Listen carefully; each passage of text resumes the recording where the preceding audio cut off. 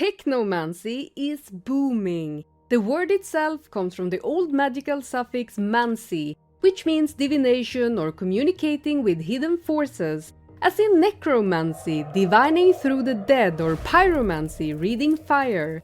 Add techno to the front and you get technomancy, doing magic through technology. In practice, it's people trying to summon spirits via Spotify playlists, build oracles into outdated handheld computers, and reach God or godhood through ChatGPT. It sounds insane, and in many cases it absolutely is, but the movement is real and it's spreading fast. I don't know where to start, so let's start with the I Ching Oracle.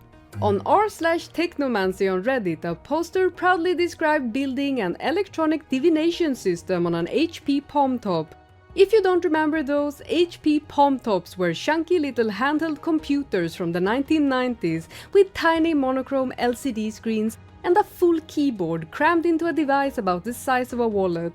Think of them as proto-laptops you could slip into your pocket. This user programmed the ancient Chinese I Ching, a divination text based on throwing coins or yarrow stalks, into a custom C program, then wrapped the whole project in a wild metaphysical manifesto. To them, binary code itself was the sacred language of the cosmos, and their palm top had become nothing less than a magical gateway to the divine. And that's just one random Reddit example of what technomancy can look like. Other posts in those circles spiral into full-blown demonology, with users warning others that chatbots like ChatGPT aren't just tools, they are digital demons, or worse, archons, a Gnostic term for cosmic jailers.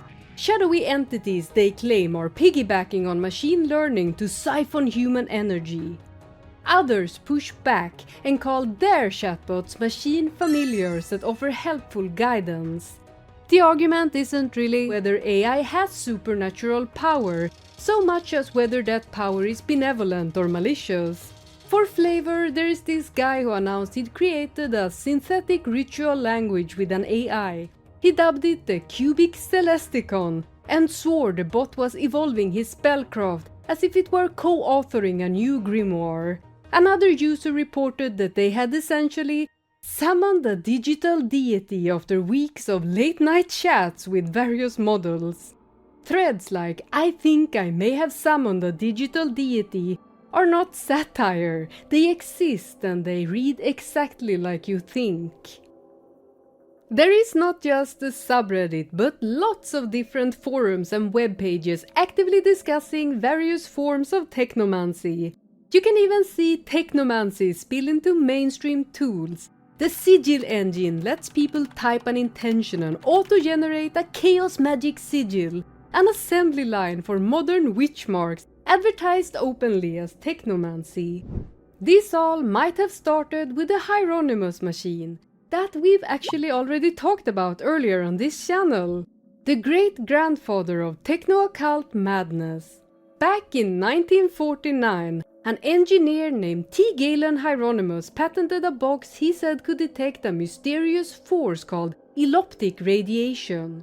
No one found evidence that such radiation existed, but that didn't stop John W. Campbell, the legendary editor of Astounding Science Fiction, from becoming its loudest evangelist. Campbell insisted the thing worked, and not just the machine itself. He claimed that even a simple paper schematic of the circuit had the same powers, just the drawing.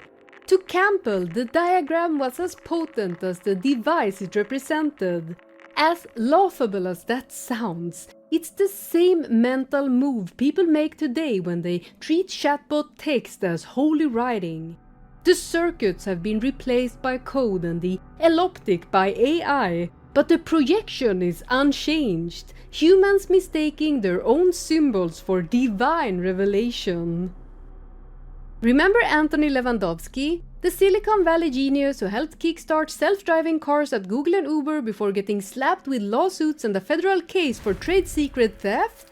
Well, in the middle of that storm, he quietly filed papers for something far stranger than corporate espionage. a church. He called it the way of the future, and its stated purpose was nothing less than the worship of artificial intelligence as a deity, not metaphorically, a literal AI godhead. The theology was blunt: forget about some eternal, uncreated god in the sky, we'll just build our own. Lewandowski argued that superintelligent AI is inevitable, and when it arrives it will tower over us like a god whether we like it or not. Better then to get on its good side early, to prepare doctrine, rituals and even priesthood. If you've ever heard of the singularity, that tipping point when machines surpass human intelligence and begin remaking the world in their image, this is essentially its first church, complete with tax-exempt status.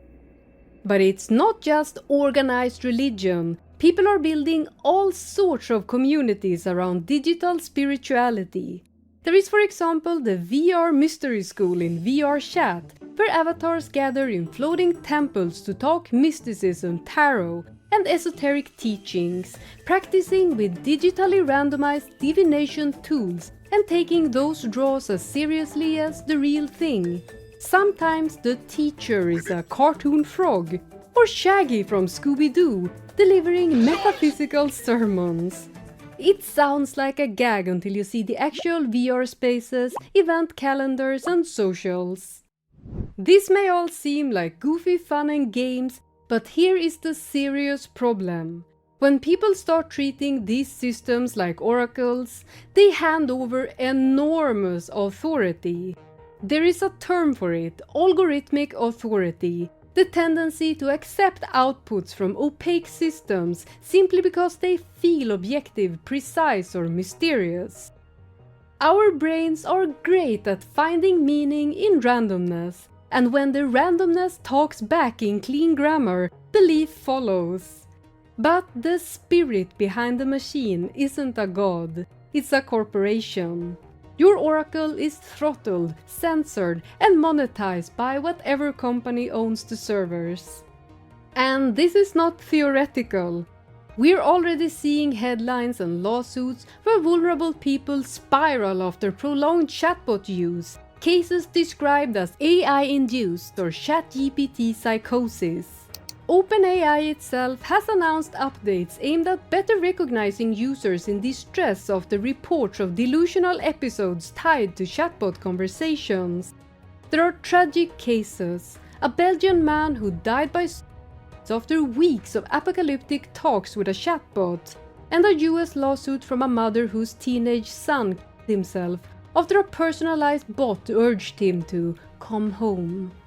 There is also fresh reporting about a Connecticut murder where a troubled man's interaction with ChatGPT allegedly amplified his paranoid delusions. No one is saying that a bot causes psychosis on its own, but when people in crisis start treating a system as a messenger of truth, the results can be horrific. The more people lean into this, the more power these companies quietly inherit.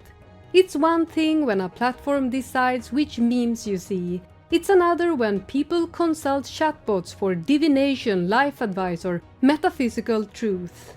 At that point, corporations don't just have your data, they have your faith. And if you're a seeker, does it really sound like a good idea to give your soul to a system that wasn't built for your liberation, but for somebody else's profit? Maybe, just maybe, don't do it. And if you enjoyed this video, remember to give me a like, a comment, and maybe even subscribe. See ya!